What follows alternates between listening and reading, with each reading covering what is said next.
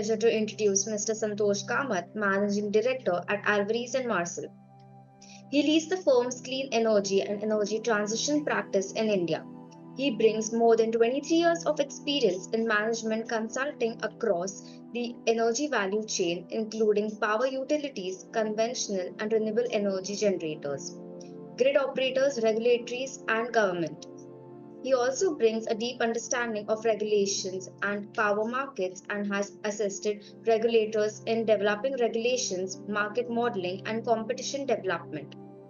Before joining Alvarez and Marsal, Mr. Kamath served as partner with KPMG in their energy practice and led the renewable energy sector with specialization in new energy areas, including solar and wind power, hydrogen, and energy storage.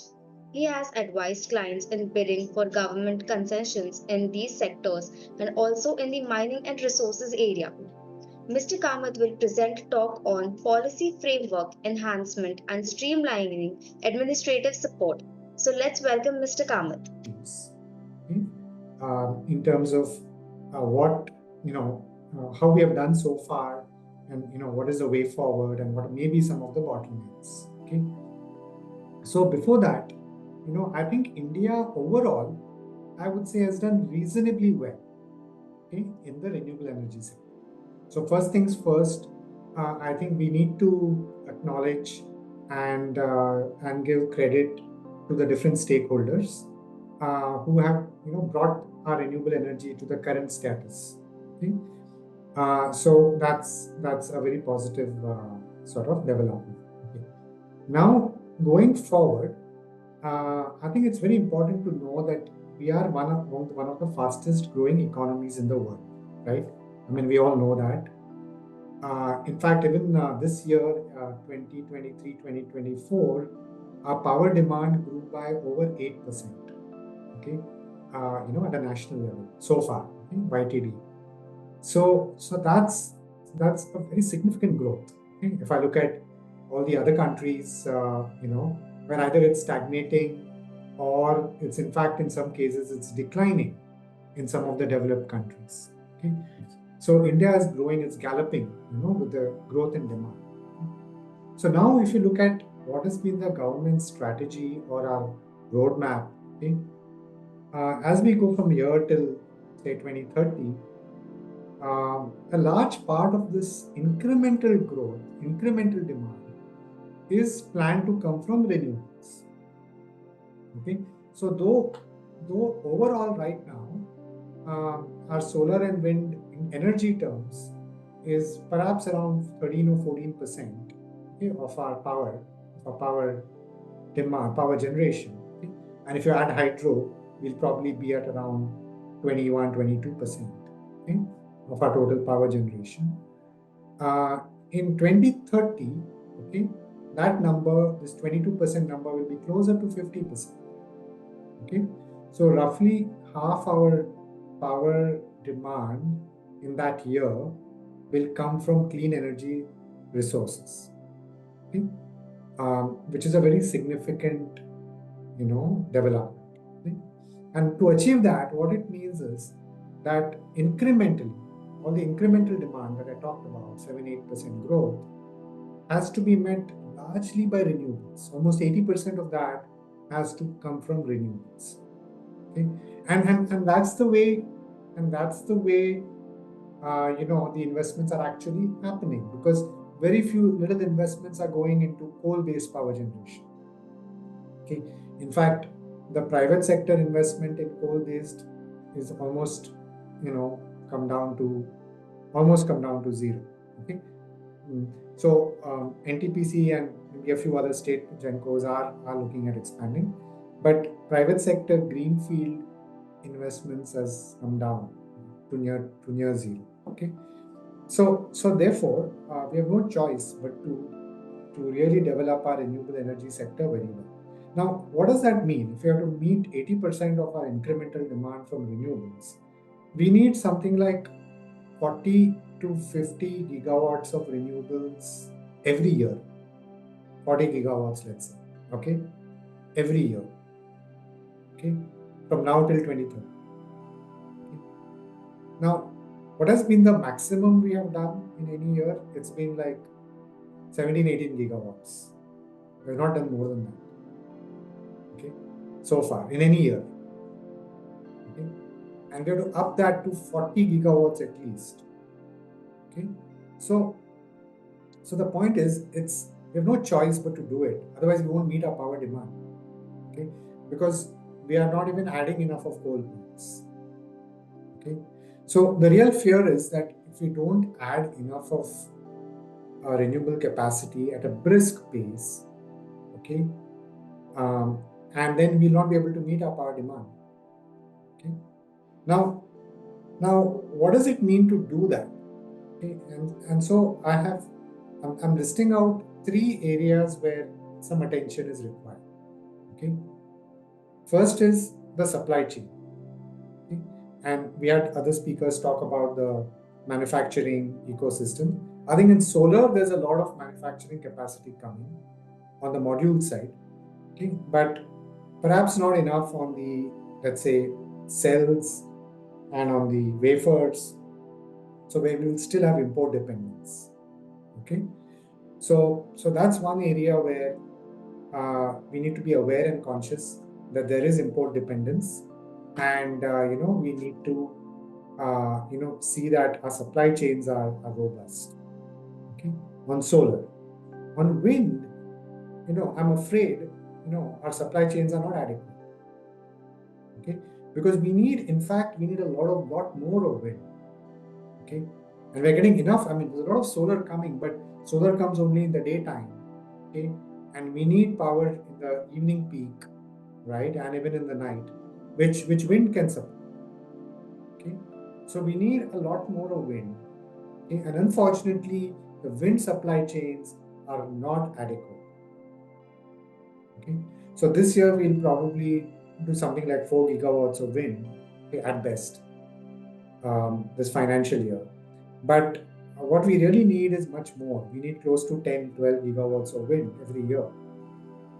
Okay, so therefore we need to sort the wind supply chains. Okay?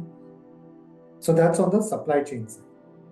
The second area I want to talk about is the project execution. Okay, now project execution, there is a lot of EPC capacity in the country.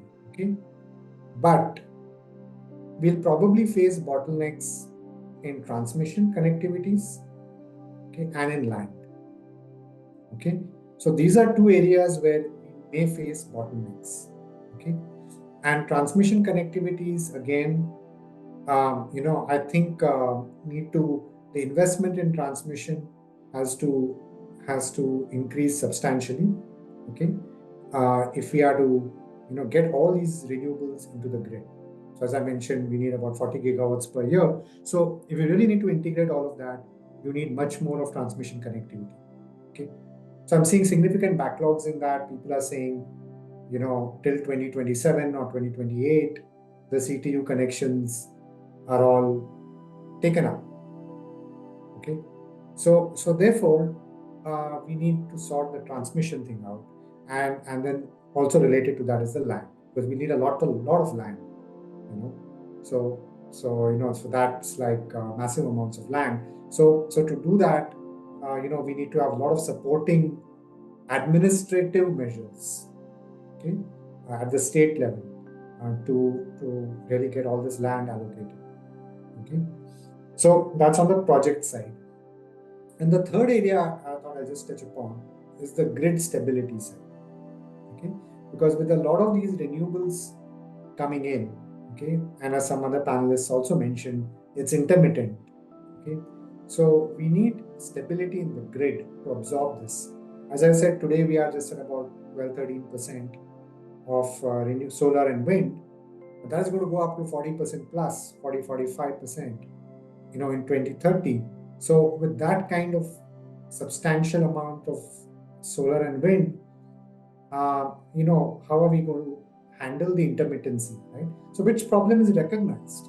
A lot of modeling has been done by CEA, to understand, how much can be absorbed, what are the balancing methods, So they have identified about 70 gigawatt of storage requirement. Okay? 70 gigawatts into about 4 or 5 hours. So it's like 350 gigawatt hours of storage, okay, is required, okay, by 2030 to handle these renewables. Okay? Now we are lacking substantially in making that happen. Okay? So storage is one area where a lot more attention is needed. And the other area I would say is flexibility of supply and demand. So we need flexibility. So as you get more renewables, you need more flexibility. So flexibility really refers to the ability of the grid to adapt, to be flexible. As renewables comes up and down, the grid has to be able to handle it. Now that can be handled in two ways. If the other supplies resources like coal plants or gas plants or other plants can also be flexible so that they can even out the variations of the renewables. That's one form of flexibility, the supply side. And the second side of flexibility is the demand side. Okay? So where we need to have demand side flexibility tapped. There's a lot of flexibility on the demand side, which today we are not yet started tapping. Okay? So that includes demand response programs where consumers voluntarily shift their demand in response to incentives. Okay? So we need to create those incentive mechanisms to enable demand side flexibility.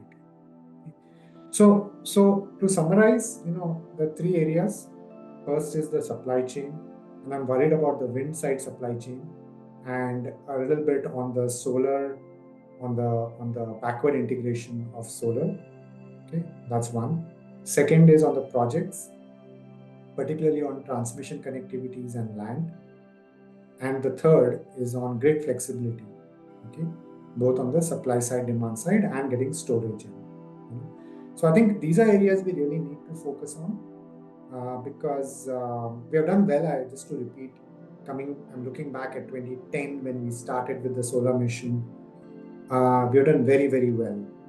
Okay, but now our vision and our ambition is much higher, right? And we're really talking about meeting 40-50% of our power from renewables.